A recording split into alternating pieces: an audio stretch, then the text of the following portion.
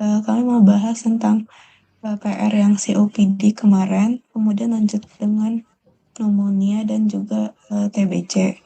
Nah, sebelum kita mulai tutorial hari ini, mungkin boleh dimulai dengan berdoa terlebih dahulu. Berdoa boleh dimulai.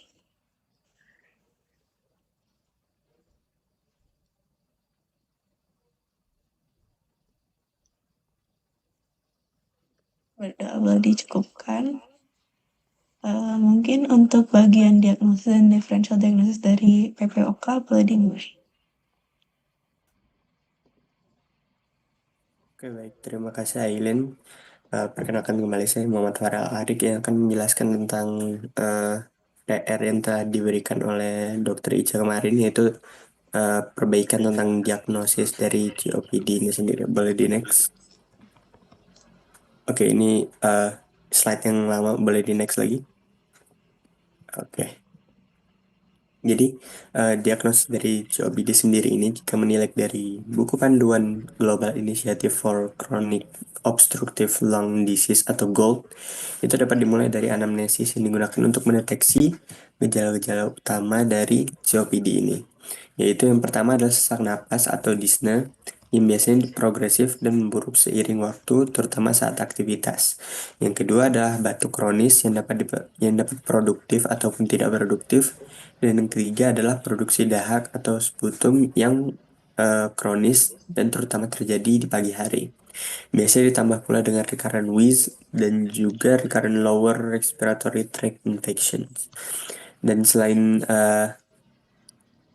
menanyakan gejala-gejala yang dialami oleh pasien, dapat pula ditanyakan faktor risiko penyakit COPD yang dilakukan oleh pasien tersebut, seperti merokok, yang tentunya merupakan faktor risiko utama.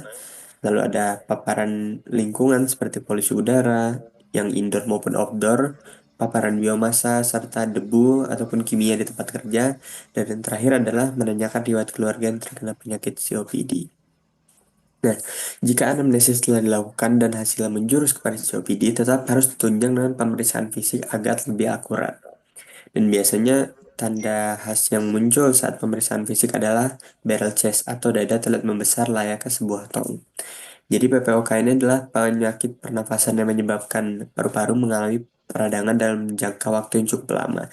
Dan kondisi ini membuat atau menyebabkan bagian paru-paru ini kesulitan meregang dan berkontraksi sehingga saluran udara teriritasi dan membengkak. Dan akibatnya rongga dada akan mengembang terus-menerus dan terlihat lebih besar. Dan setelah itu pula penggunaan otot bantu nafas menjadi tanda khas penderita COPD. Dan terakhir adalah pursed lip breathing. Dan dilanjutkan dengan auskultasi pada dada pasien. Suara yang akan terdengar adalah wheezing atau suara mengi. Selain itu ada juga penurunan suara nafas dan juga bronki basah atau yang biasa disebut crackles. Dan hal yang tidak boleh dilewatkan pula dalam diagnosis COPD adalah penggunaan spirometri sebagai penegak diagnosis untuk COPD. Dan spirometri ini adalah pemeriksaan utama yang direkomendasikan oleh Gold untuk mendiagnosis COPD. Tujuan pemeriksaan ini adalah untuk mengukur fungsi dari paru-paru. Bronkodilator itu akan dipakai 24 jam sampai 12 jam sebelum tes spirometri ini dimulai. Jadi kita akan meniup napas kita ke sebuah alat, meniup dan juga menarik nafas kita pada sebuah alat dan alat tersebut akan mengukur fungsi dari paru-paru kita. Dan hal yang diukur adalah FEV FEV1 atau FEV1 yaitu adalah Forced Expiratory Volume in 1 second, yaitu volume udara yang dikeluarkan dalam detik pertama saat ekspirasi paksa, dan juga FVC atau Forced Vital Capacity yaitu total volume udara yang dikeluarkan secara maksimal setelah inspirasi penuh. Nah, nanti yang akan menjadi hasil dari spirometri dan akan menjadi bahan diagnosis untuk COPD itu adalah rasio antara FEV1 dan juga FVC. Jika rasionya kurang dari 0,7 setelah pemberian bronkodilator yaitu obat-obatan tadi, maka terindikasi adanya obstruksi jalan nafas persisten dan sudah bisa dikatakan terkena COPD.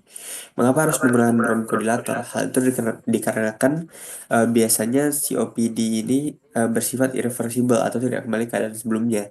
Walaupun sudah dipakai kan bronkodilator, tetapi tetap saja pernafasan itu tidak akan membaik. Nah, menurut Gold pula, kita bisa menentukan tingkat keparahan dari COPD ini berdasarkan napas yang dikeluarkan dalam satu detik. Jika lebih dari 80% dari nilai prediksi, maka bisa dikatakan terkena COPD ringan. Di antara 50% sampai 80% dari nilai prediksi, maka bisa dikatakan sedang. Di antara 30% sampai 50% dari nilai prediksi, maka dikatakan berat.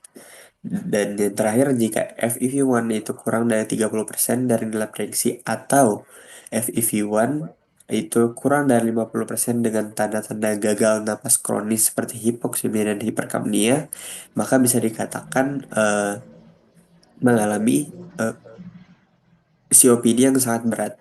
Dan nilai prediksi ini bisa berbeda-beda tiap orangnya. Nilai prediksi FEV1 dan juga FVC ini yang dalam spirometri ini dihitung berdasarkan standar populasi tertentu dengan mempertimbangkan beberapa faktor utama seperti usia, jenis kelamin, tinggi badan, dan juga ras. Boleh di next slide-nya. Oke, berikut adalah perbandingan grafik antara paru-paru yang normal dan paru-paru yang terkena COPD. Dan pada grafik ini bisa kita lihat di panel yang A atau grafik yang A itu hasil spirometri menunjukkan fungsi paru yang normal. Yaitu FEV1 itu atau Forced Expiratory Volume in 1 second itu 4 liter dan juga FVC-nya itu atau Force Vital Capacity-nya itu 5 liter dan jika dibandingkan antara FEV1 dan juga FVC rasionya itu akan mencapai 80%. Sementara untuk terdiagnosis COPD itu harus di bawah 0,7 atau di bawah 70%. Dan interpretasi dari grafik pada panel A ini adalah nilai rasionya itu lebih dari 0,7 yang menunjukkan tidak ada obstruksi saluran nafas. Dan paru-paru itu dapat mengeluarkan udara dengan cepat dalam waktu 1 detik atau FEV1-nya itu cukup tinggi sesuai dengan kapasitas total paru. Bisa kita lihat pada grafik itu di awal grafiknya akan naik cukup terjal yang menandakan eh, paru-paru dapat mengeluarkan udara dalam waktu yang cepat. Dan untuk panel B sendiri, itu adalah grafik yang menunjukkan adanya gangguan obstruksi pada saluran nafas. Bisa kita lihat FEV1 itu adalah 1,8 liter dan FVC-nya itu ada 3,2 liter.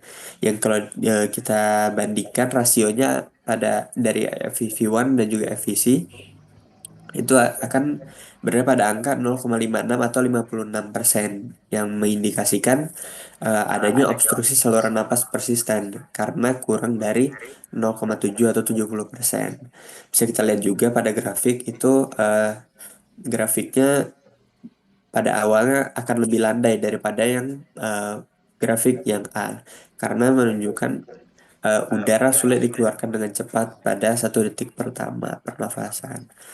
Kira-kira itu saja pembahasan mengenai diagnosis COPD dan juga sekaligus PR yang telah diberikan oleh Dr. Ica. Saya kembalikan lagi ke moderator. Terima kasih.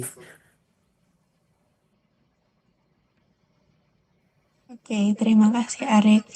Untuk bagian selanjutnya mungkin boleh dilanjutkan sama Kang CJ. Baik, sekarang saya izin untuk mempresentasikan treatment bagi COPD mengikut panduan GO. Jadi, ya. Bentar. Kalau yang ini diagnosis yang pengklasifikasiannya apakah nanti ada yang membahas? Itu kan itu diagnosis itu nanti setelah hasil spirometrinya FFP1 per FVC-nya kurang dari 70%, itu nanti derajat obstruksinya itu bisa ditentukan dengan melihat FFP1-nya saja. Itu FFP1-nya saja, ada yang ringan, sedang, yang ada GOR 1, 2, 3, 4. Ya, tadi itu coba bukan yang ini, yang sebelumnya deh. Ya, gitu ya. Jadi yang pertama harus terpenuhi adalah rasio FFP1 per FVC-nya harus kurang dari 0,7 dulu. Ya, itu setelah pemberian bronkodilator FFP1 per FVC masih kurang dari 0,7 atau 70%. Oke, berarti ada obstruktif. Ya. Nah, nanti setelah itu dilihat FFP1-nya saja, ya. Kalau Recording in progress. Kalau FFP1-nya masih di atas dari sama dengan 80 berarti masih gold 1, berarti obstruksinya masih relatif ringan. Kalau sampai kurang dari 30 berarti itu obstruksinya udah sangat berat. Itu cara menginterpretasinya, ya. Itu dalam proses diagnosis. Setelah diagnosis, langkah yang berikutnya dilakukan adalah menilai MMRC dan CAT skornya. Ya, scoring gejalanya. Apakah nanti ada yang membahas itu?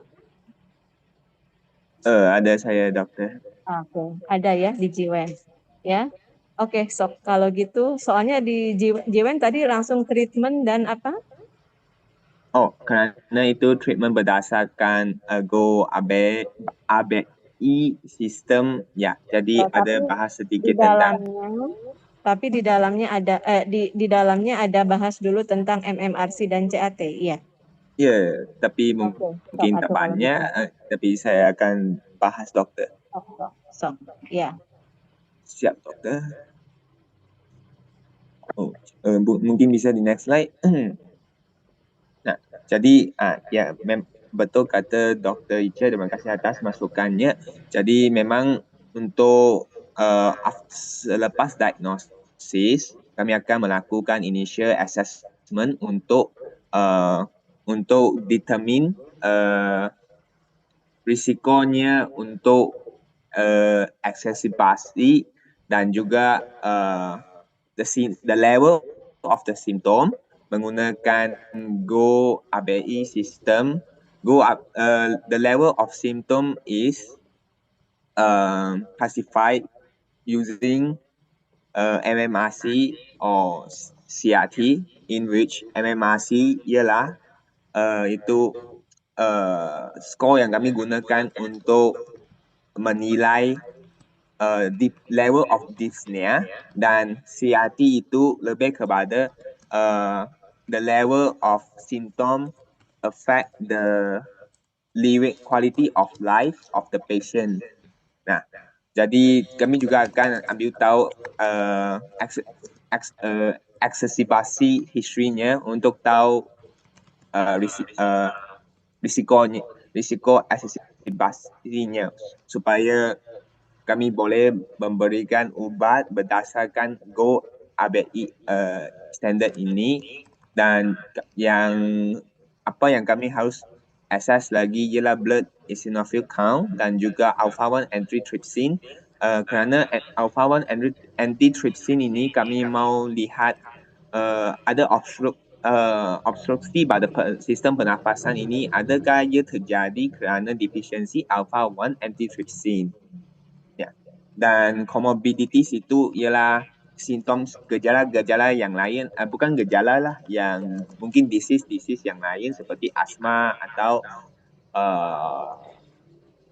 itu pulmonary heart failure. Ya.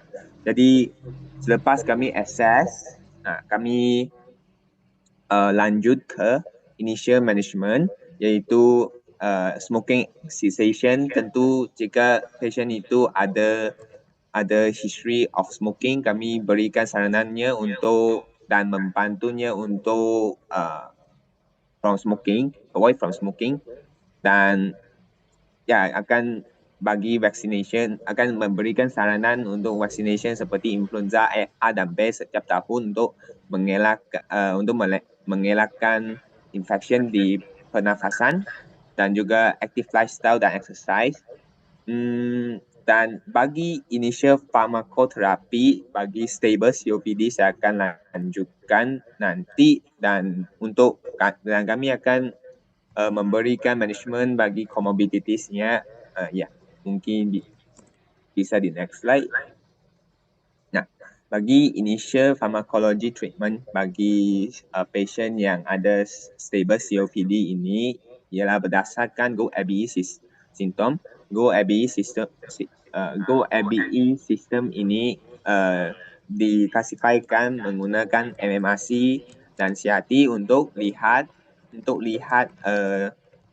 gimana the level of symptom, dan yang di kiri-kiri itu ialah the risk of exacerbation.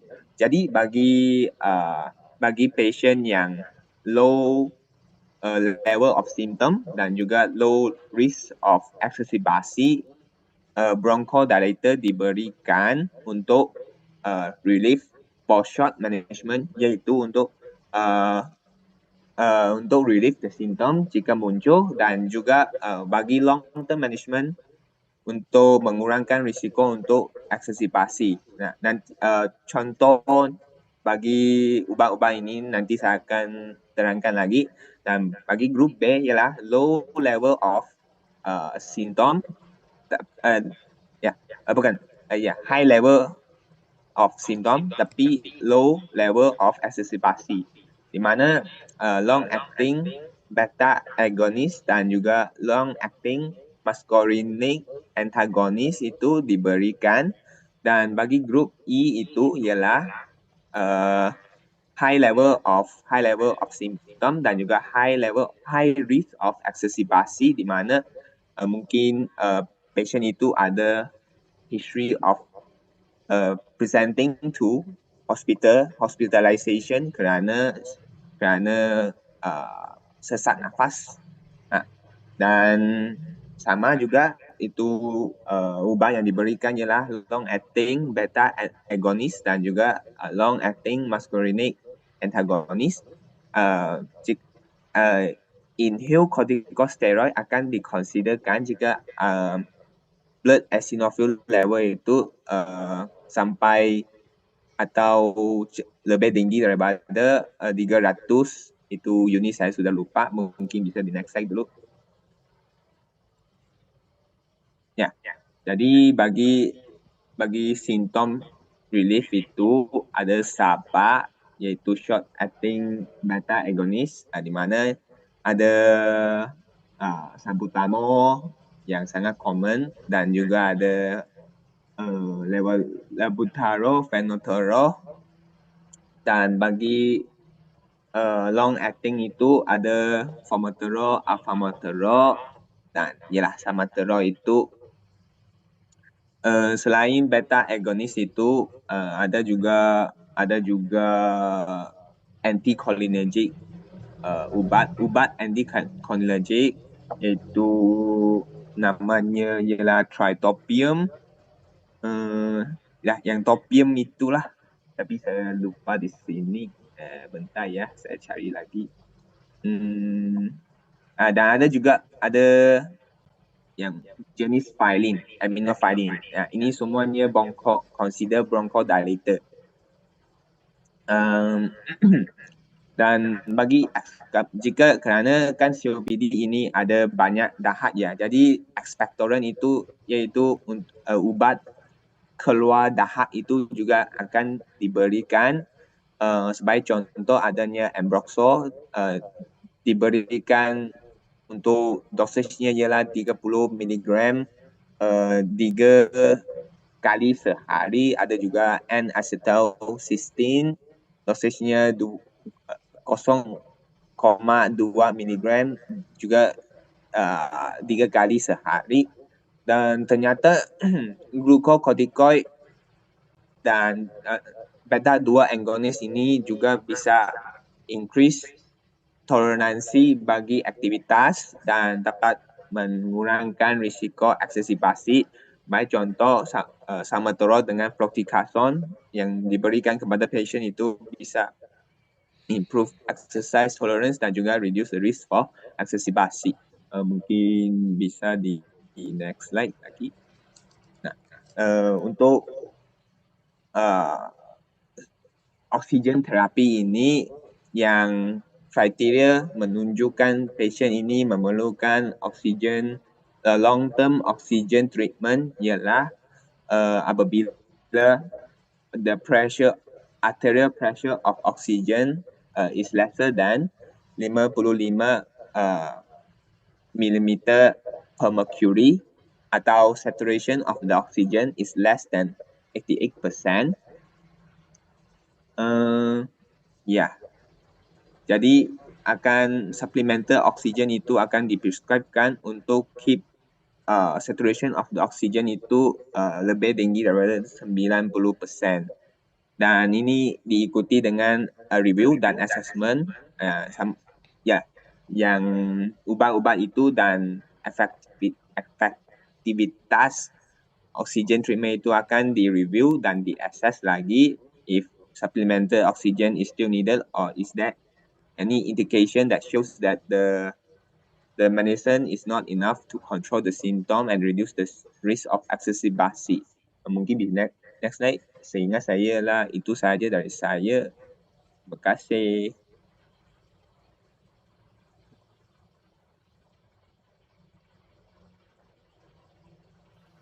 Oke, terima kasih Kang CJ. Mungkin untuk selanjutnya dilanjutkan ke saya tentang manajemen eksaserbasi COPD. Untuk CJ, tadi yang tabel MMRC dan CAT-nya nggak ditampilin.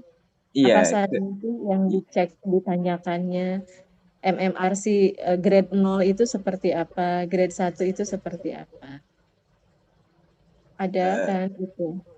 Tidak ada tunjukkan dokter kerana saya ada itu kerana ini. Ya.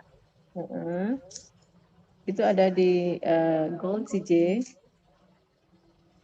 Ada dokter, tapi saya tidak tampilkan di sini aja dokter. Tampilkan. Ya, jadi tadi kan untuk pengelompokan, coba itunya CJ, slide-nya. Nah ini ya, Anda lihat di arah vertikal itu adalah riwayat eksaserbasi dalam 1 tahun terakhir. Ya, kalau ada lebih dari sama dengan 2 kali eksaserbasi atau minimal 1 kali yang harus dirawat, ya, itu berarti mau berapapun nilai MMRC atau CAT-nya itu masuknya di grup E, ya, dan obatnya sudah pasti lama plus LABA. Ya, long acting beta 2 agonis dan long acting muscarinic agent. Nah, kalau nanti ada tambahannya untuk kelompok yang E ini dilihat dari kadar eosinofil, ya. Jadi dari darah itu diambil pemeriksaan leukosit dan hitung jenis leukosit, ya. Hitung jenis leukosit itu salah satunya ada eosinofil. Ya, hitung jenis leukosit itu ada basofil, eosinofil, batang, segmen. Kita ambil yang eosinofilnya aja berapa persen. Nanti dikalikan persentase eosinofil dikalikan dengan nilai leukositnya. Kalau hasil pengaliannya lebih dari 300 angkanya, berarti kita tambahkan juga ICS. ICS itu adalah inhaled corticosteroid. Gitu ya. Jadi pada pasien PPOK atau COPD itu pemberian kortikosteroidnya lebih berhati-hati. Ya, beda dengan yang asma. Kalau asma mah semua step itu harus pakai kortikosteroid kan. Inhale kortikosteroid. Kalau pada COPD yang pengobatan utamanya adalah bronkodilator, baik itu yang laba ataupun yang lama. Kortikosteroid bagaimana? Posisinya untuk kasus-kasus yang memang membutuhkan. Salah satu yang membutuhkannya siapa? Yang eosinofilnya lebih dari 300 gitu ya, atau yang eksaserbasinya sering. Ya ini kelompok yang E ini kan eksaserbasinya sering karena di garis vertikal kan memang dia riwayat eksaserbasinya jelas gitu ada. Nah, kalau yang di bawah ya itu ada eksaserbasi dalam 1 tahun terakhir itu hanya 1 kali, tapi nggak perlu dirawat. Nah, itu kita masih boleh pilih yang posisi yang grup A atau grup B, tergantung dari nilai MMRC dan CAT-nya gitu. Ya, kalau MMRC itu modified medical itu adalah skor Dipsne. Nanti Anda lihat ya. Dari skalanya dari 0 sampai 3 ya kalau nggak salah ya. Nanti Anda lihat deh makanya di 0 kalau 0 sampai 1 ya itu berarti masih grup A. Grup A itu pakainya apa? Bronkodilator tunggal. ya, terserah mau laba saja atau mau lama saja, gitu ya. Kalau grup B, ya, itu kalau MMRT-nya lebih dari sama dengan 2 atau skor CAT-nya lebih dari sama dengan 10. Jadi Anda di sini kan jadinya wajib tahu ya, membuat angka skor ini ya dengan melihat tabel MMRT dan CAT-nya. Ya, jadi kalau yang eksaserbasinya hanya 1 kali pun tidak dirawat dengan nilai MMRT-nya lebih dari 2 atau lebih dari 10 ya, maka obatnya didobel, dikombinasikan laba dengan lama. Apa bedanya dengan yang grup E? Kalau gitu kan sama aja.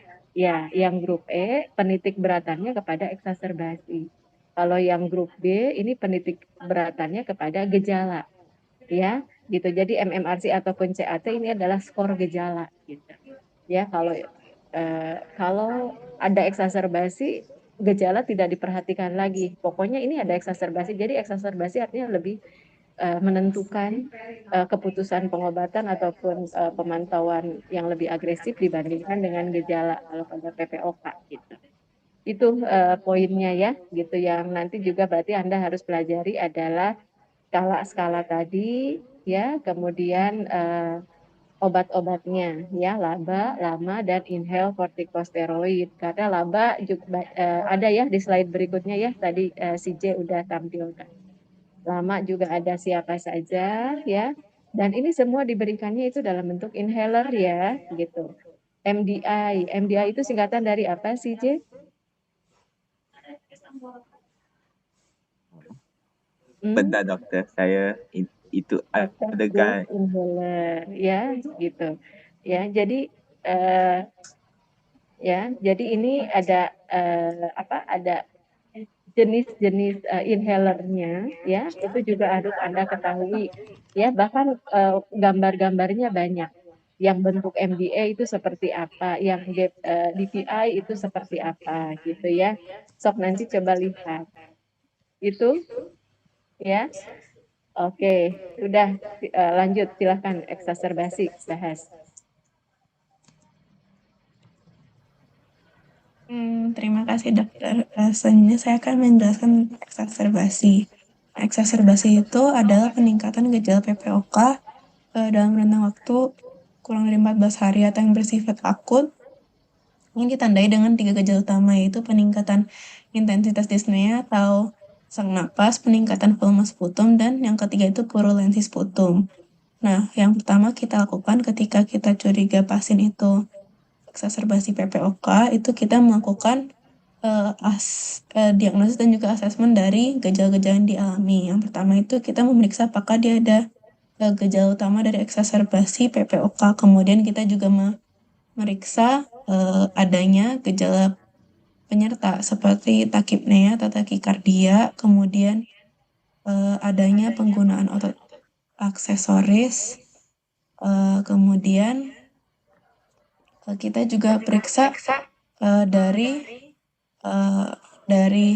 chest X-ray dan juga arterial blood gas serta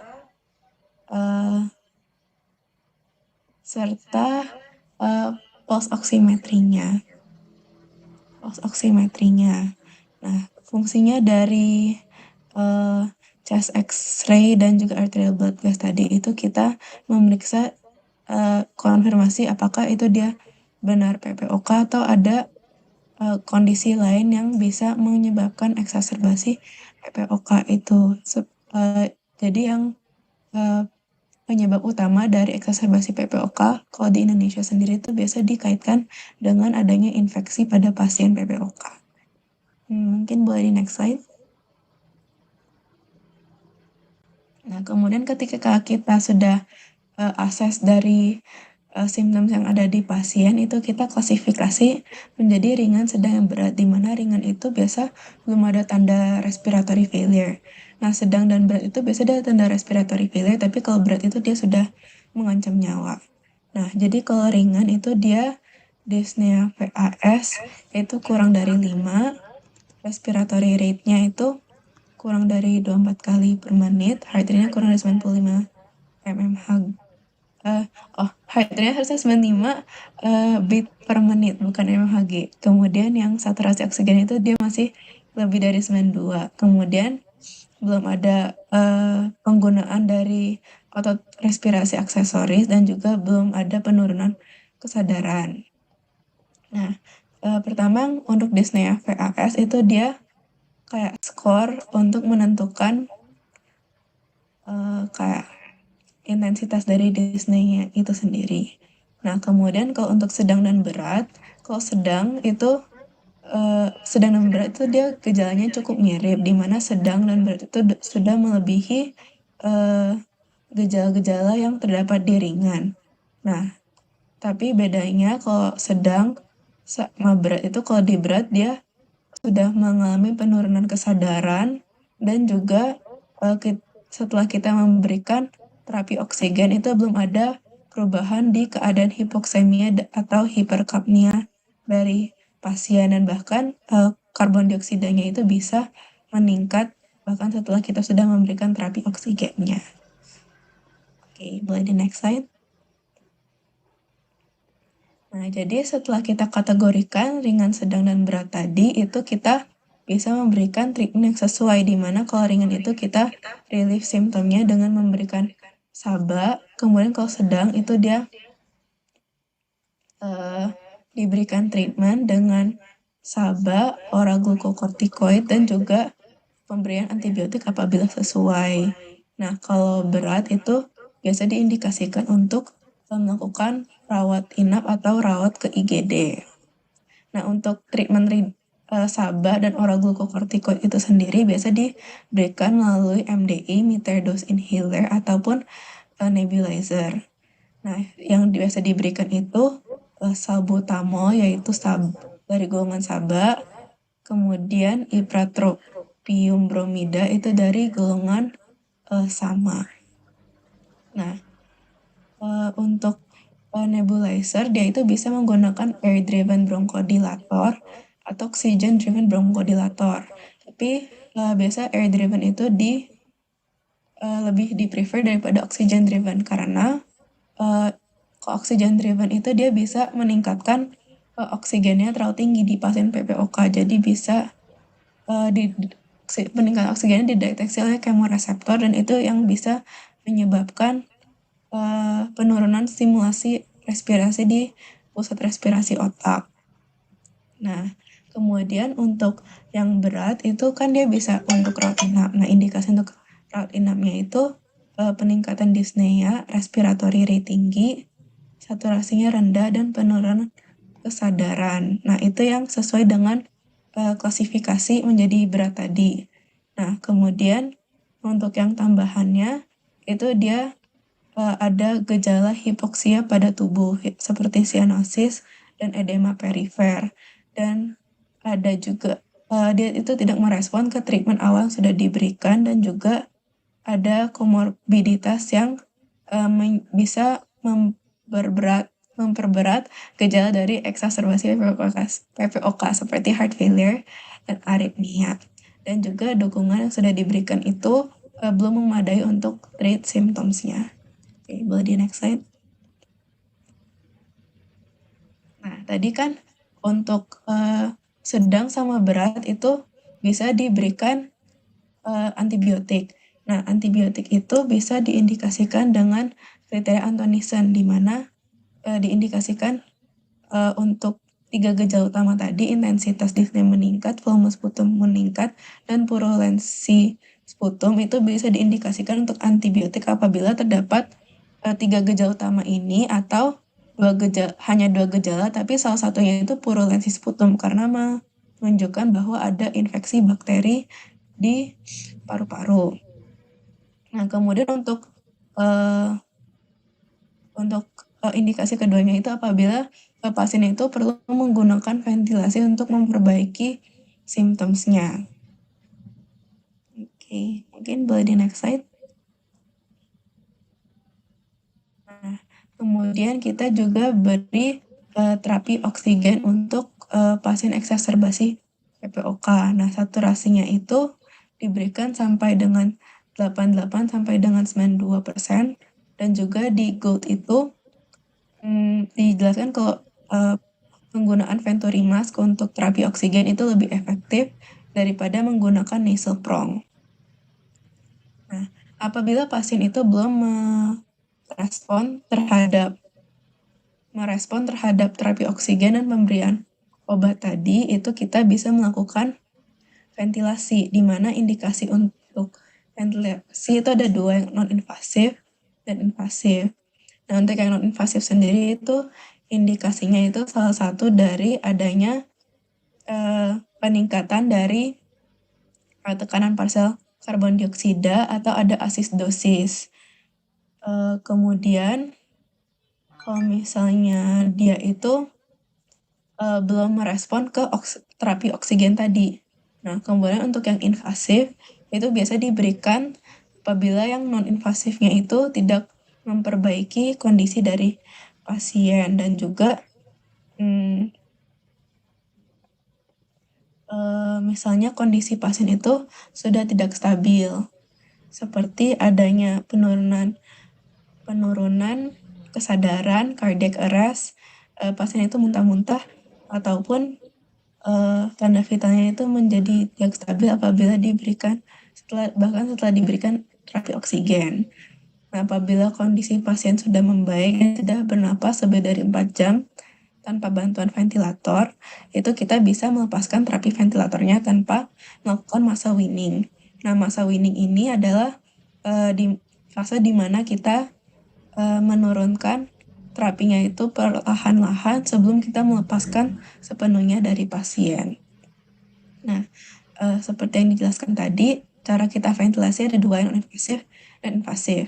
Nah, yang ventilasi non-invasif itu biasa dilakukan dengan nasal plug, face mask, atau helmet. Sedangkan kalau yang invasif itu endotracheal tube, di mana dimasukkan melalui mulut, atau ada tracheostomy tube, yang dimana trakenya itu diberikan lubang supaya dimasukkan tube-nya langsung melalui trakea.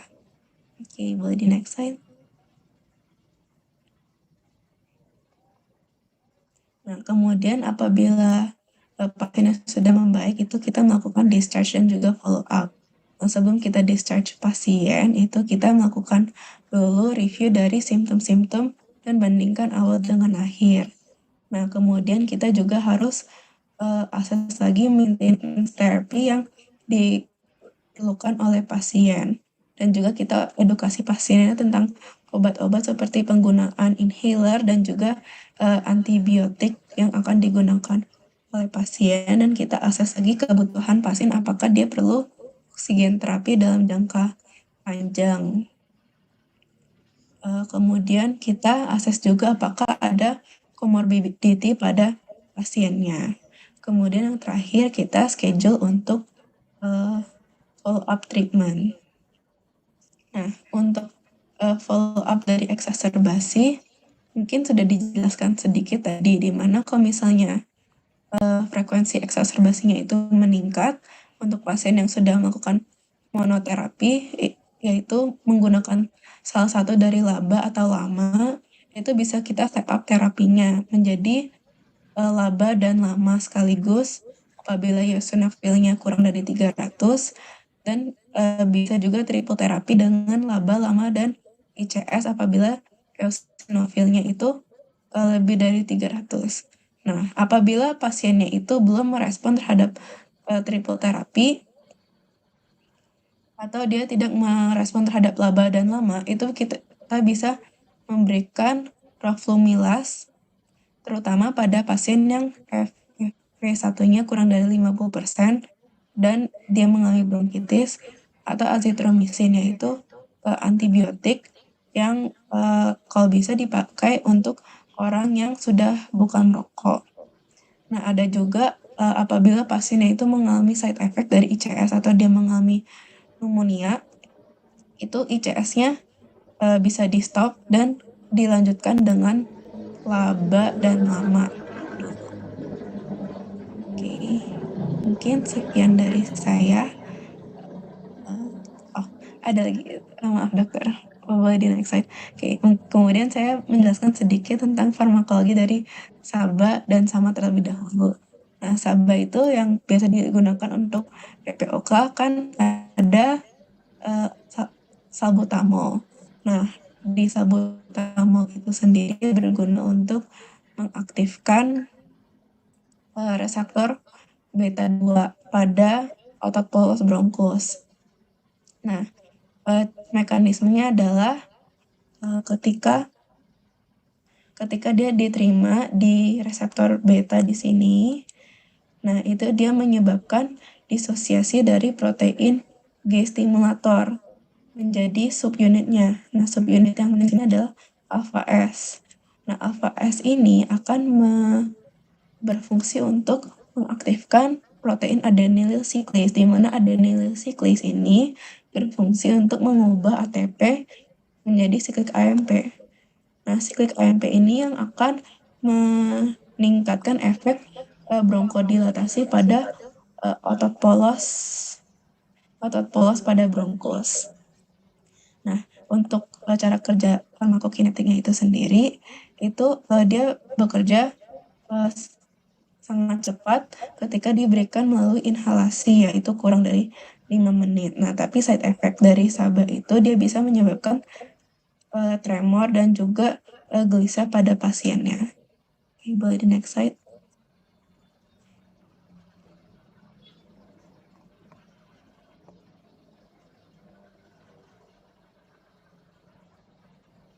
Nah, kemudian yang kedua itu ada sama. Sama itu contohnya tadi yang ipratropium bromida.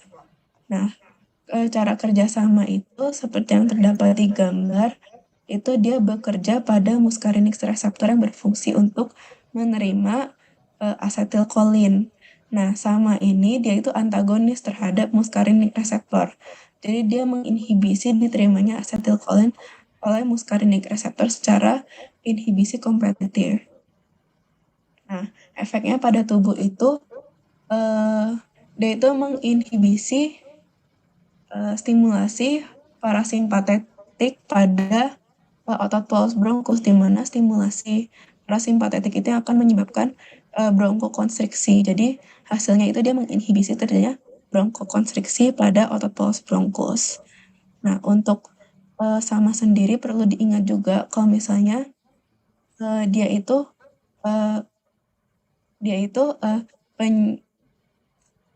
absorpsi secara sistemnya itu rendah karena strukturnya sendiri. Nah, jadi untuk side effect dari sistemnya itu lebih sedikit. Nah, tetapi dia itu cara kerjanya non-selektif. Jadi dia itu bisa bekerja di muscarinic 1, 2, dan 3. Nah, di mana apabila kita inhibisi muscarinic 2 itu bisa menurunkan efek dari inhibisi di muscarinic 3. Nah, itu bisa justru menyebabkan paradoxical bronchospasm. Nah, apabila terjadi efek paradoks bronchospasm ini, itu indikasi di mana terapi sama itu harus diberhentikan. Oke, mungkin sekian dari saya. Mungkin dari teman-teman atau dokter ada masukan. Terima kasih.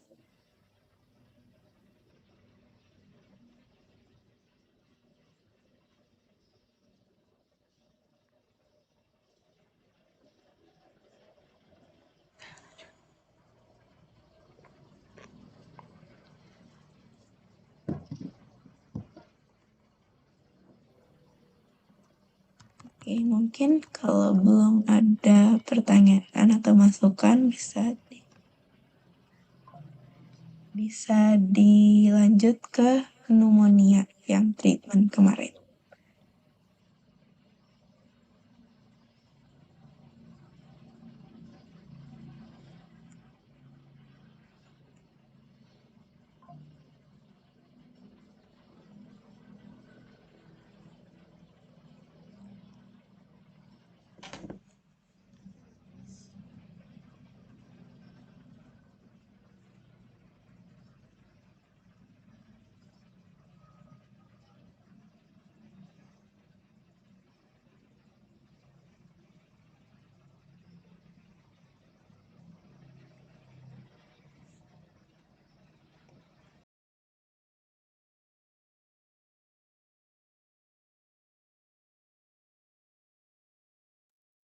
Maaf tadi saya sedang mengangkat telepon. Ada pertanyaan nggak?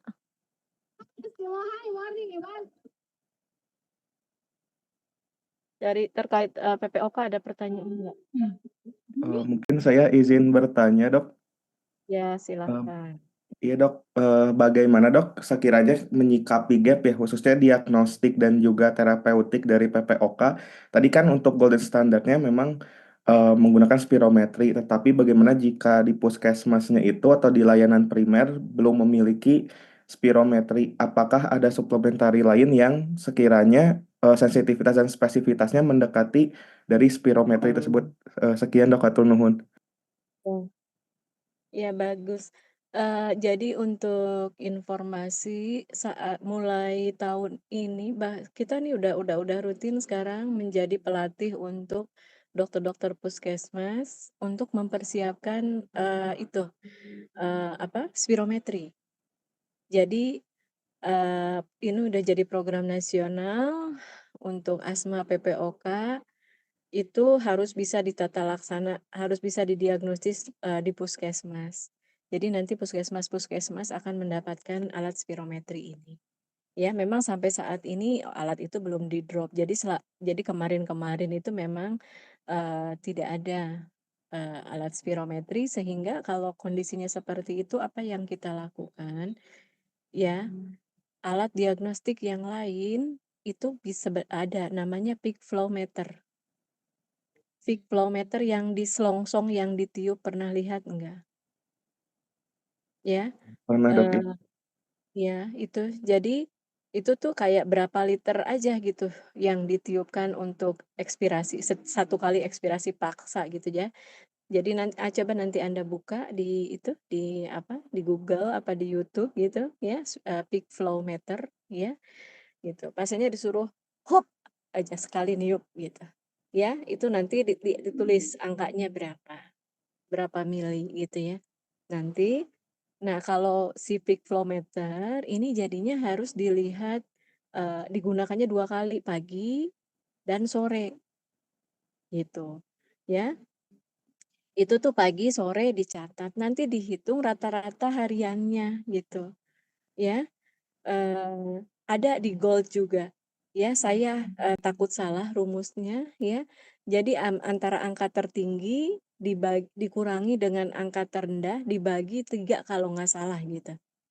Ya, gitu. Nah, itu hari per harinya itu jadi itu tuh dirutinkan pagi niup, sore niup, pagi niup, sore niup. Itu nanti dilihat variabilitas hariannya gitu. Kalau perbedaan dalam hari ke hari itu lebih dari 200 mili ya, itu berarti ada variabilitas kan kalau pada asma juga begitu. Untuk spirometri pada asma ya, itu tuh justru yang dilihatnya itu adalah variabilitasnya. Ya, jadi di spirometri dulu ya dapat angkanya berapa FFU1-nya, kemudian dilakukan nebulisasi, terus di spirometri lagi. Nah, FFU1-nya jadi naik jadi berapa gitu kan. Ya, jadi berapa mili. Kalau kenaikannya lebih dari 12% atau lebih dari 200 mili, itu berarti ada variabilitas. Jadi maksudnya reversibilitas. Gitu. Dengan bronkodilator itu pulih gitu. Ya, jadi naiknya itu bermakna gitu. Ya, itu berarti reversible. Kalau pada asma, ya, makanya orang asma itu kalau tidak dalam kondisi serangan itu normal-normal saja. Gitu. Ya, karena bersifat reversible asma itu. Nah, tetapi kalau yang PPOK, kelainan di obstruksi di parunya itu irreversible. Ya, sehingga ketika dilakukan tes reversibilitas orang PPOK mah enggak akan pulih ya setelah dikasih bronkodilator itu naik angkanya tapi enggak lebih dari 200 mililiter.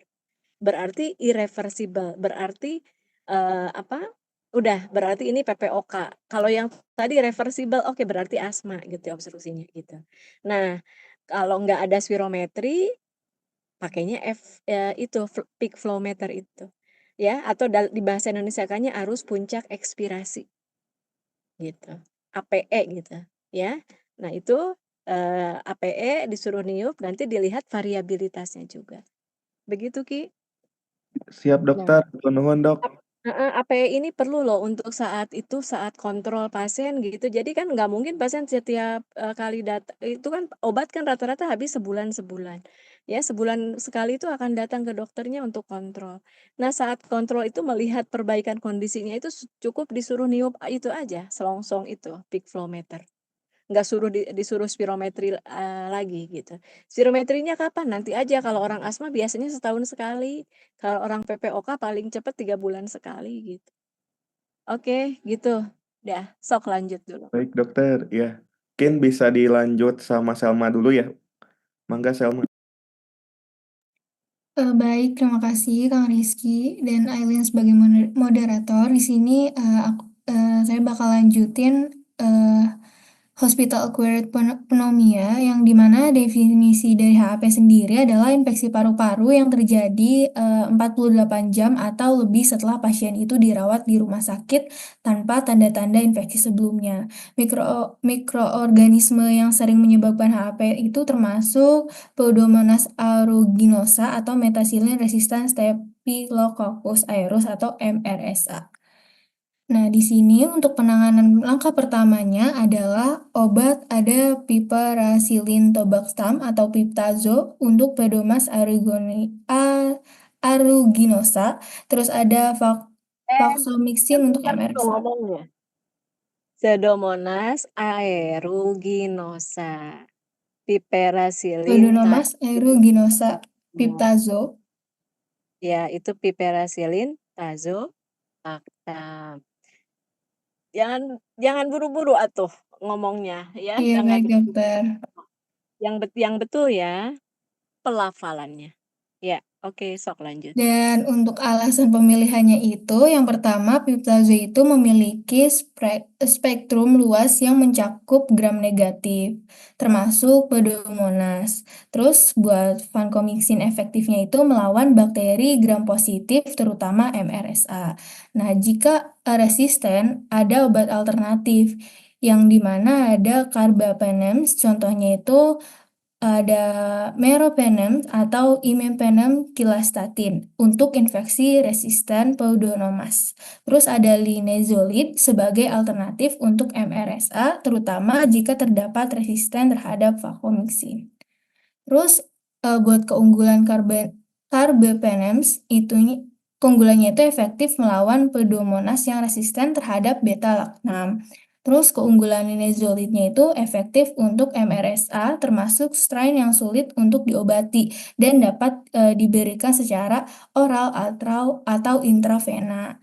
Nah, di sini tuh terdapat catatan penting. Kita itu sangat penting untuk monitoring, kayak memantau tanda-tanda perbaikan klinis seperti penurunan demam, perbaikan saturasi oksigen, dan hasil kultur. Nah, terus lakukan tes sensitivitas antibiotik atau antibiogram untuk memastikan terapi mana yang tepat. Nah, biasanya durasi terapinya itu 7 sampai 14 hari, tergantung pada respon klinis pasiennya. Efek sampingnya sendiri buat Piptazo itu resiko nefrotoksitas, terutama jika dikombinasikan dengan Vaxomycin. Terus buat Nefrotoksisitas, nefro itu ginjal ya. ya. Terus resiko terhadap resisten bakteri jika digunakan secara tidak bijak untuk carbapenems dan linezolid itu resiko mielosupresi dan neuropati. Nah, untuk tata laksana dari treatment hospital acquired pneumonia akan dijelaskan lebih lanjut oleh Kang Rizky. Untuk Kang Rizky, dipersilakan. Baik, terima kasih. Selma boleh di slide aja. Baik, baik di sini saya akan menjelaskan tata laksana dari pneumonia yang mana saya ambil dari American Thoracic Society (ATS) dan juga IDSA ya, Infectious Disease Society of America. Bagaimana kita menata laksana pneumonia ini sebetulnya minggu kemarin baru bagiannya Selma ya, belum terbahas. Jadi untuk tata laksana pertama adalah menentukan apakah pasiennya dirawat inap atau tidak. pertanyaan selanjutnya, kalau misalkan iya dirawat inap, apakah pasien itu harus kita bed rest-kan atau mobilisasi ringan, atau bahkan boleh mobilisasi seperti biasa? Nah, jelas untuk pneumonia di awal-awal akan bed rest total terlebih dahulu, kemudian untuk posisinya jangan lupa diposisikan secara semi recumbent 45 derajat. 45 derajat itu bukan hanya kepalanya saja seperti pada gambar ya, tetapi turun ke seluruh badan. Nah, seperti ini. Tujuannya untuk apa? Tujuannya kalau di guideline ATS ITSA ini menyatakan bahwa dia tujuannya adalah agar bisa menurunkan risiko dari aspirasi. Nah, sebelum lebih jauh ke poin-poin selanjutnya, mungkin boleh di slide dulu. Di sini ada sedikit review ya dari yang telah Selma paparkan. Jadi bagaimana sih penegakan diagnosis, sebetulnya ini bagian diagnosis sih, bagaimana penegakan diagnosis pneumonia. Ini didapatkan adanya infiltrat ya pada pemeriksaan penunjang sebetulnya. Sudah dipaparkan juga kalau nggak salah oleh Vira ya. Nah, gambarannya bisa dilihat melalui pencitraan ronsen ditambah gejala klinis. Sudah ada di perdefinisi sih di pertemuan sebelumnya. Nah, setelah menegakkan diagnosis tersebut, pasiennya pneumonia, maka kita tentukan apakah pasien tersebut dipulangkan atau kita rawat inapkan dengan pemeriksaan yang namanya itu curve 65. Di sini saya ambil dari kalkulator MedCalc ya. Jadi ini bisa di Google juga kalkulatornya. Jadi curve itu adalah pertama kita lihat confusionnya terlebih dahulu. Apakah pasien kesadarannya terganggu? Apakah pasiennya misalkan apatis atau sampai meracau? Yang kedua adalah kita lihat didapatkan ureumnya. Di sini ada batasannya juga ya, lebih dari 19 mg per desiliter. Kemudian yang ketiga adalah respiratory rate. Nah, ini penting sekali untuk dihitung respiratory rate-nya itu per menit, lalu ada systolic blood pressure, lalu yang kelima adalah usia. Apakah usianya di atas 65 tahun? Dikatakan berdasarkan penelitian yang dilakukan pada curve 65 ini, bahwa apabila nilainya di bawah 2, mungkin pasiennya boleh dipulangkan, tetapi kalau di atas 2, pasiennya sebaiknya dirawat inap. Nah, permasalahan lainnya, kalau misalnya pasien tidak memenuhi kriteria dari curve 65 ini, apakah boleh diinapkan? Sebetulnya boleh saja. Misalkan pasiennya 45 tahun, kemudian dia datang kesadarannya baik-baik saja, respiratory rate-nya 30 kali per menit, tapi saturasinya ternyata di bawah 90, maka itu bisa dirawat saja seperti itu. Boleh di slide lagi. Nah, setelah kita menentukan, mungkin ya, setelah kita menentukan untuk merawat inap dengan curve 65, kita tentukan juga severitas dari pneumonia. Pemeriksaan kriterianya itu ada yang minor, ada juga kriteria mayor. Apabila memenuhi salah satu saja dari kriteria mayor, maka pasien tersebut wajib merawat inap. Kalau memenuhi 3 kriteria yang minor, maka pasien tersebut dianggap severe. Jadi pneumonia severe ini kita dapat gunakan untuk menentukan antibiotiknya itu mau dikasih apa. Nanti juga ada penjelasan lebih lanjut di slide-slide berikutnya. Boleh di slide dulu. Lalu kita lanjut terlebih dahulu yang kedua, terapi oksigen ya. Ini juga sudah dipaparkan sebetulnya. Kemudian terdapat pemberian antibiotik empiris terlebih dahulu. Nah, empiris ini antibiotik yang segera diberikan pada pasien yang kita duga pneumonia tanpa kita tunggu kulturnya. Jadi setelah kita memberikan pemeriksaan dahak dari hasil sputum gramnya itu ketahuan, bakteri gramnya itu bakteri gram apa, maka kita sesuaikan dengan hasil kultur. Katakanlah kultur keluar dengan Enterobacter faecium misalnya. Oh, dia resisten terhadap ini, dan sensitif terhadap ini, maka disesuaikan. Kalau itu baru namanya antibiotik yang definitif. Nah, kemudian apa saja yang diberikan pada terapi suportif? Terapi suportif ini pasien tadi sudah disinggung ya, biasanya datangnya itu dengan dehidrasi juga, maka diberikanlah terapi cairan. Terapi cairan ini diberikan sesuai kebutuhan harian cairan pasiennya itu sendiri. Praktisnya mungkin kita bisa hitung 25 cc per kilogram berat badan atau 30 cc per kilogram berat badan disesuaikan dengan status dehidrasi dari pasiennya. Jangan sampai berlebihan juga memberikan cairan pada pasien yang dasarnya misalkan ada penyakit obes atau misalkan ada cardiovascular issue atau misalkan ada bengkak jantung atau pada pasien dengan gangguan ginjal. Kemudian juga diberikan terapi nutrisi, jadi pasien yang dirawat ini menjadi tanggung jawab bersama sih seorang dokternya itu multidisiplin ilmu ya, bukan hanya IPD-RSP saja, terkadang memerlukan ahli gizi juga di dalamnya. Seperti itu. Nah, misalkan preferensinya kita bisa memberitahukan ya, mengedukasi tinggi lemak, rendah karbo kah, proteinnya normal kepada pasien pneumonia dan juga PPOK sebetulnya. Kenapa? Karena kita dapat menghitung kalorinya. Ada makronutrien, itu harus diperhatikan, ada karbohidrat, lemak, Ada juga mikronutrien. Mikronutrien itu biasanya mineral. Contohnya pada pasien gangguan elektrolit, itu misalkan pasiennya hipokalemi, kita bisa berikan misalkan air kelapa atau misalkan ekstrak pisang.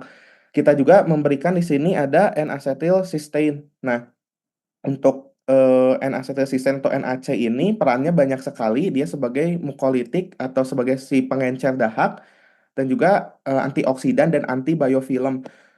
Teman-teman juga mungkin sudah dipaparkan ya di bagian patofisiologi. Jadi kan si kuman itu dia berperang terlebih dahulu, berperang dengan sistem pertahanan tubuh. Awalnya dia membentuk biofilm terlebih dahulu.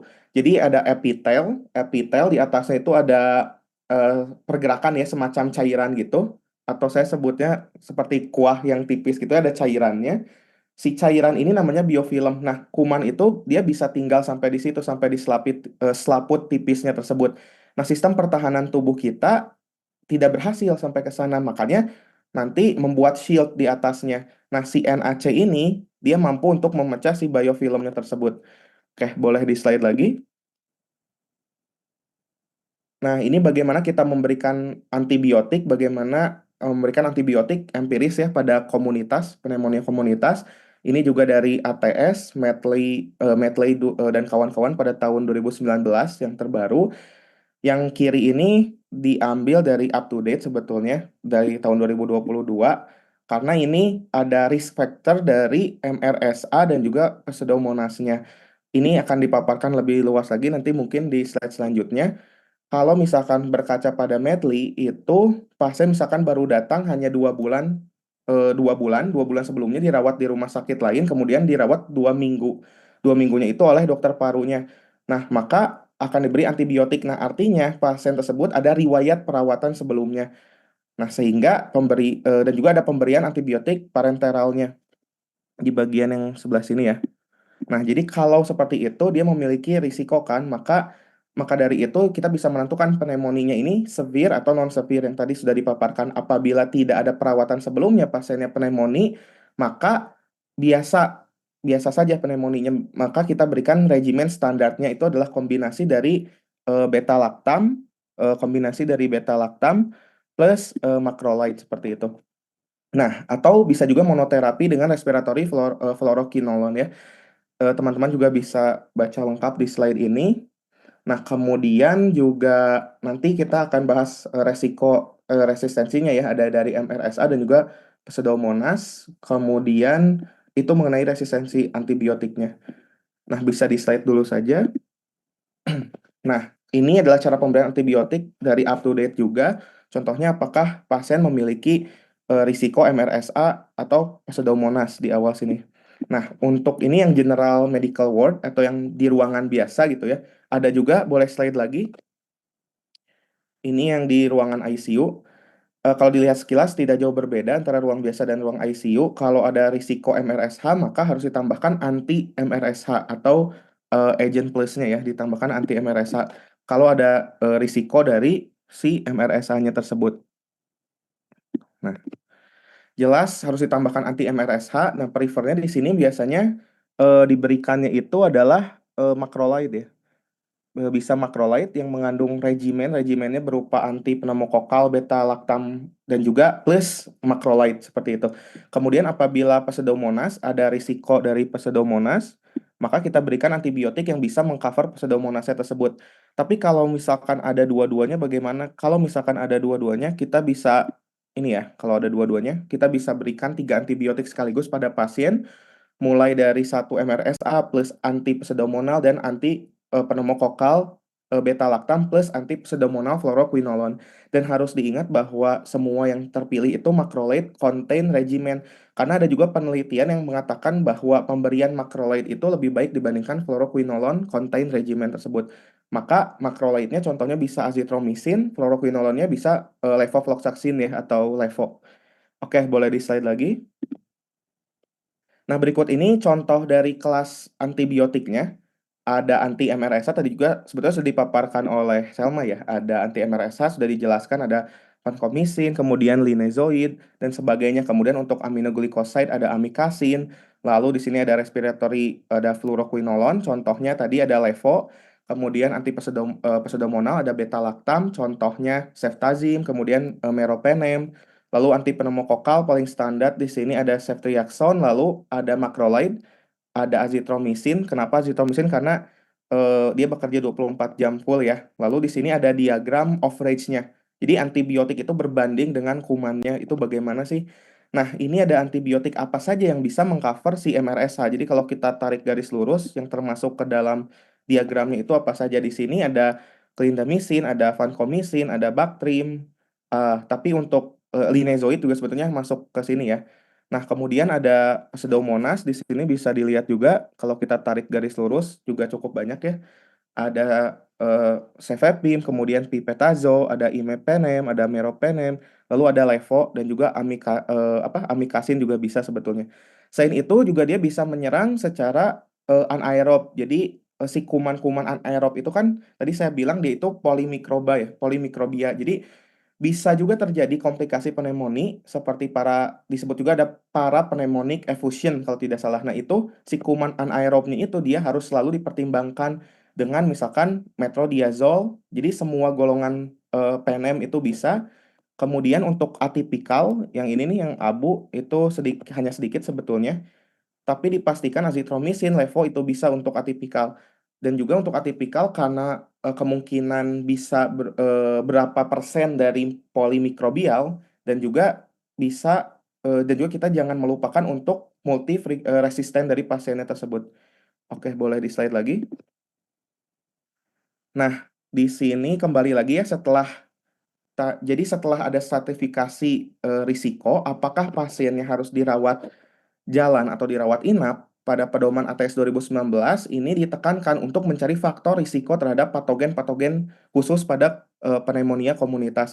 Di mana patogen khusus ini terdapat satu MRSA, yang kedua adalah Pseudomonas. Karena MRSA dan Pseudomonas ini jika terdeteksi, maka kita harus keep in mind bahwa pasien ini sebagian besar tidak akan respon terhadap antibiotik empiris yang biasa, maka ini akan mempengaruhi tata laksana yang akan kita pilih terhadap pasien, tergantung pasiennya. Nah, kita juga bisa melihat faktor risiko kuatnya, di sini ada strong risk factors. Jika pada pasien ternyata sebelumnya ada kolonisasi MRSA, atau misalkan terbukti adanya infeksi MRSA sebelumnya, ada riwayat, atau misalkan pada pemeriksaan ini ya, kita dapat lihat tabel yang ini. Jadi kalau misalkan pada pemeriksaan, misalkan pada sputum gram, ini ditemukan gram positif koki pada pewarnaan gram sputum misalnya, atau sedangkan pada Pseudomonas sama tadi kan bisa jadi ada kolonisasi ya, ada infeksi Pseudomonas sebelumnya. Nah, yang ini. Kemudian pada pewarnaan gram sputum yang sederhana itu juga bisa ditemukan bakteri gram negatif pada pewarnaan gramnya. Nah, kemudian atau misalkan pasien dirawat inap menerima IV atau intravena selama 3 bulan terakhir. Nah, ini penting ditanyakan riwayatnya kepada pasien khususnya yang intravena. Tidak berarti kalau pasien tadinya dirawat dengan misalkan katakanlah serangan jantung kemudian itu bukan risiko pseudomonas.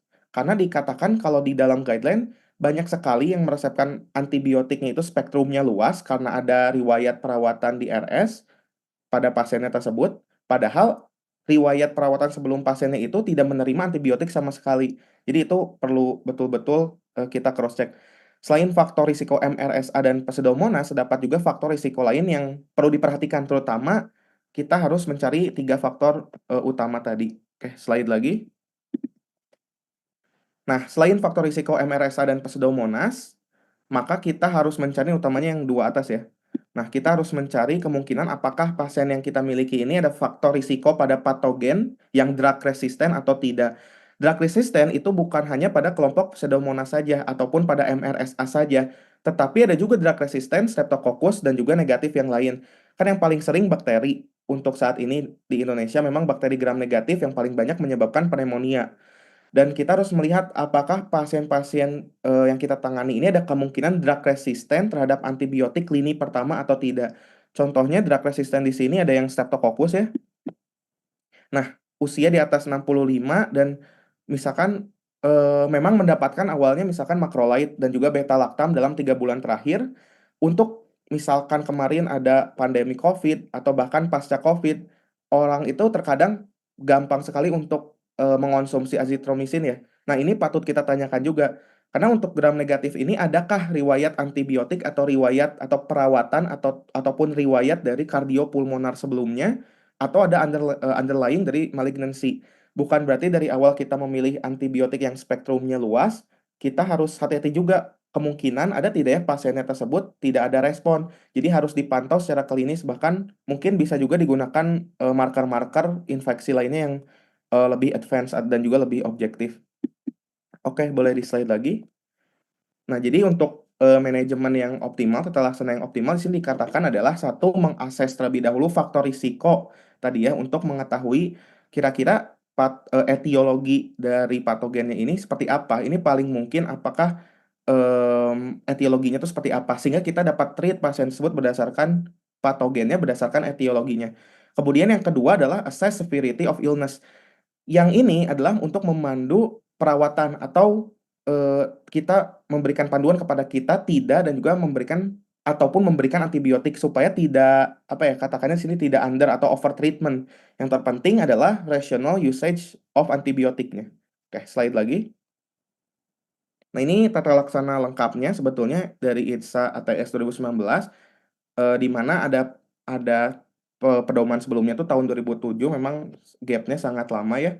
Nah, sebetulnya di 2007 tuh merekomendasikan di awalnya dia itu macrolide terlebih dahulu sebagai lini pertama dari pneumonia rawat jalan. Jadi dibagi tadi ya bahwa ada stratifikasi risikonya, maka kita lihat dulu apakah memang pasiennya layak dirawat jalan atau harus diobservasi di rumah sakit. Kalau memang dirawat jalan, yang berbeda dari rekomendasinya ini adalah yang direkomendasikan ini adalah beta laktamnya terlebih dahulu. Ya, di sini rekomendasinya beta laktamnya terlebih dahulu. Jadi kita dapat melihat apakah pasien ada komorbid atau tidak. Jika tidak ada komorbid atau tidak ada faktor risiko terhadap MRSA ataupun pseudomonas, maka lebih prefer pemberiannya itu adalah amoxicillin atau doxycycline atau macrolide. Kalau misalkan loval pneumokokal resisten itu dia kurang dari 25% ya, tapi data di Indonesia memang untuk pneumokokal resisten masih sangat sedikit sekali. Nah, lalu bagaimana dengan pasien yang misalkan katakanlah dia ada komorbid?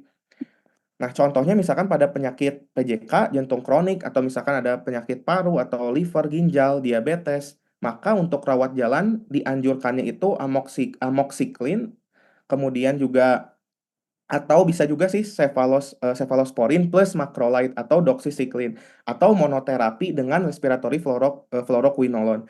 Nah, ini adalah rawat jalan, jadi bukan macrolide lagi kalau kita lihat dari ITSA ATS 2019. Kemudian bagaimana dengan yang inpatient? Nah, dia dibagi lagi ada yang severe, ada yang non severe. Nah, di sini ada standar dari regimennya ini sendiri. Jadi kita masih bisa memberikan beta-lactam macrolide kombinasi atau respiratory fluoroquinolone tunggal. Nah, yang berbeda untuk ITSA 2019 ini, untuk yang severe infection pneumonia, ini bisa kita berikan dua-duanya, beta-lactam plus macrolide, atau bisa juga beta-lactam plus fluoroquinolone. Bagian sebelah sini ya. Nah, tapi di sini pun dari ITSA masih merekomendasikan lini pertama sebetulnya, walaupun pasiennya severe infection, masih diberikan beta-lactam plus macrolide. Baru terakhir faktor risiko MRSA dan juga pseudomonas. Maka kita bisa menambahkan kapan menggunakan anti MRSA ataupun anti pseudomonasnya. Oke, slide lagi. Nah, ini lebih praktisnya sebetulnya. Karena kan kita menggunakan KREP 65 ya tadi di awal. Jadi kalau scoringnya itu 3-5, kita anggap sebagai severe. Jadi ada yang non-severe, ada yang severe, tadi sudah dibahas. Untuk yang non-severe, ini kita bisa lihat dari MDR atau tidak. Ini diambil dari riwayat perawatan dalam 90 hari atau 3 bulan terakhir untuk kita memilih antibiotiknya. Kalau dia non-severe, maka pilihan antibiotiknya tadi beta-lactam plus macrolide. Atau ada kontraindikasinya pada macrolide dan juga fluoroquinolone, maka kita berikan beta-lactam plus doxycycline.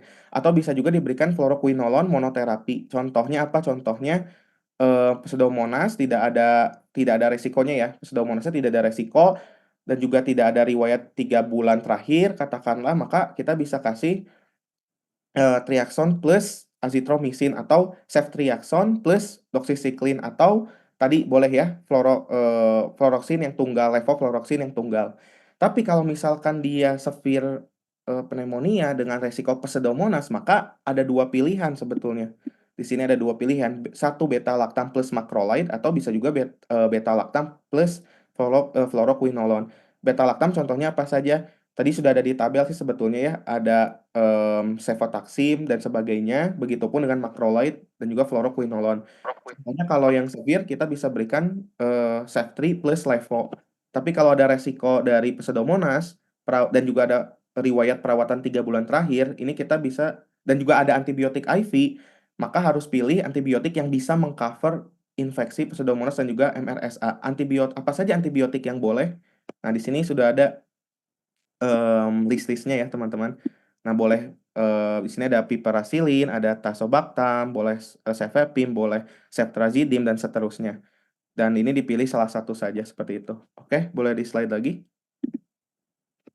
Nah, secara holistik memang untuk tata laksana pasiennya dibedreskan terlebih dahulu, lalu dipindahkan ke ICU. Kalau sudah di ICU berarti pneumonia dia sudah severe masuknya dan memerlukan intubasi dan juga atau pernapasan mekanis ya. Terapi oksigen juga diperlukan. Jadi bisa dilihat yang pasien tengah itu dia posisinya ini 45 derajat ya, tadi semi recumbent, jadi bukan bagian kepalanya saja dan yang ditegakkan, tapi seluruh terbungkus badan terus dinaikkan. Lalu pasiennya diberikan antibiotik, bisa intravena, bisa per oral.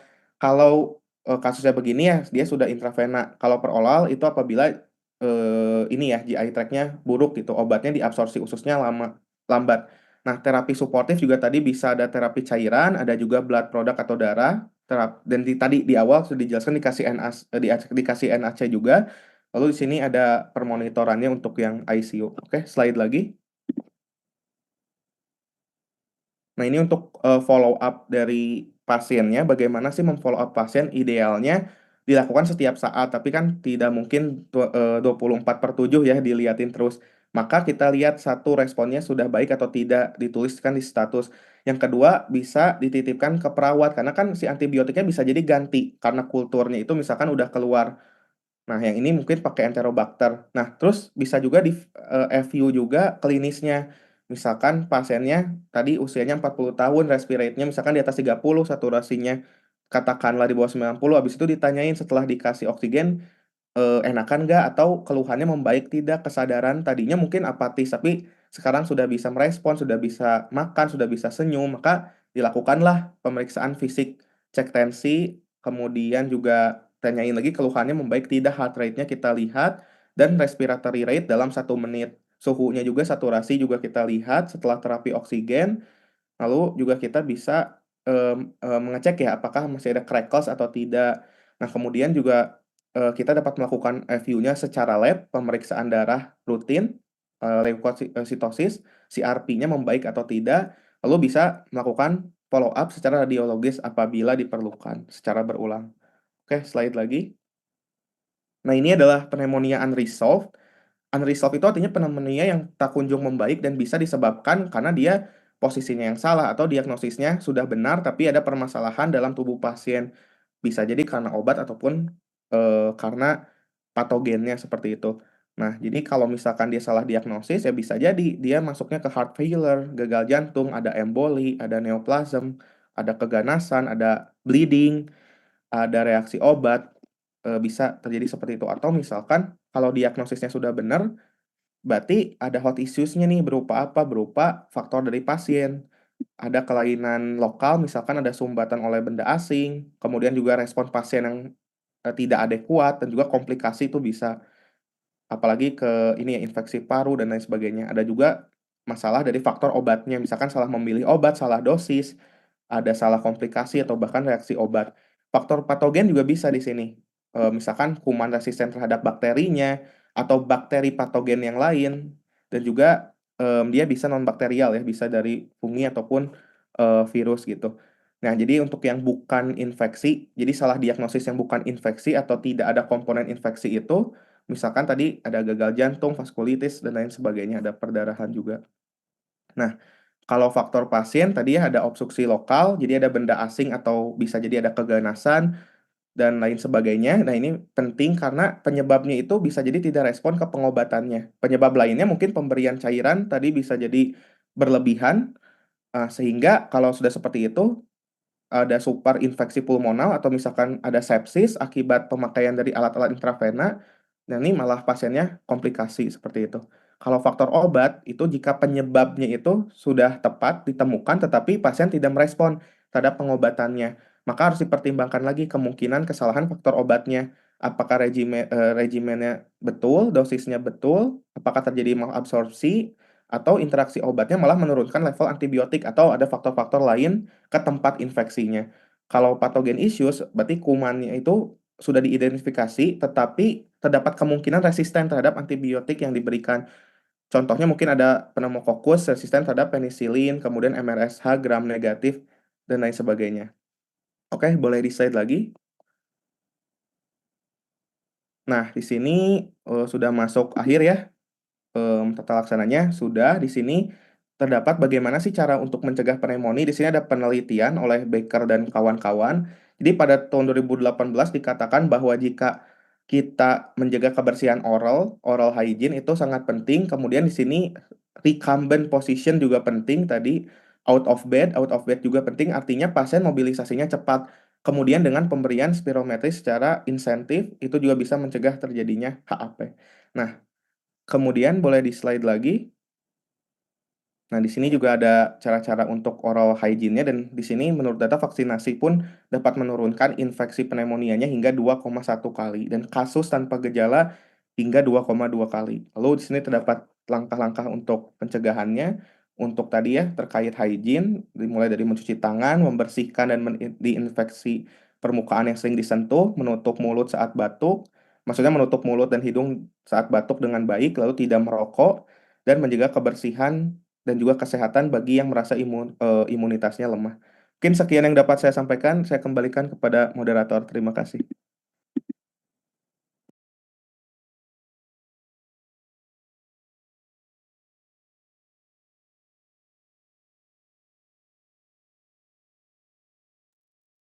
Siapa moderatornya?